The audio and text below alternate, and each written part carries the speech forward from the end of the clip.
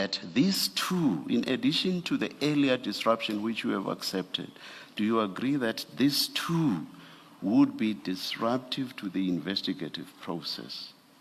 The fact that in circumstances where you already had PKTT investigators, you halt everything and you bring in new investigators, that too was going to be disruptive to the investigative process.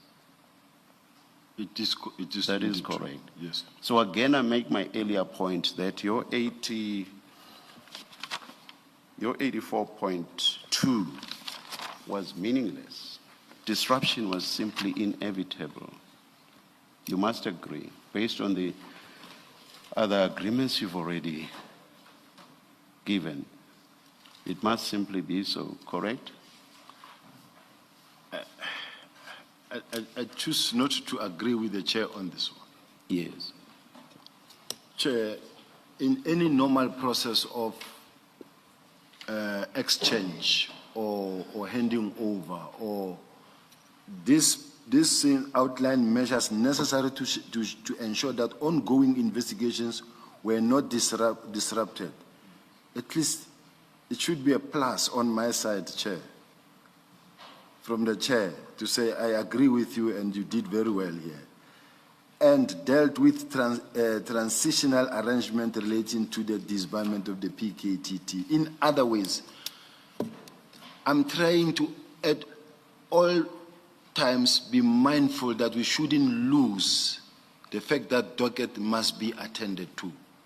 Okay, perhaps let me leave out the meaningless because it seems that disturbs you. Let me leave it at the two concessions you have already made, which is the storage of the dockets would result in disruption. The change of investigators would result in disruption. I will leave it at that. Thank you, General. Thank you, Chair.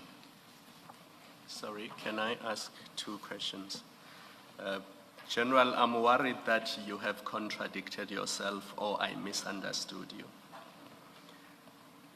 Remember on the first day when you came here, I asked you a question.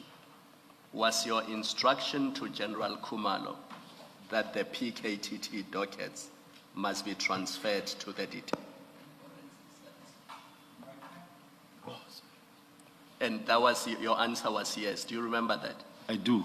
Yes. So there was no instruction that General Sentumule must go to KZN and simply inspect dockets. Do you accept that? I do.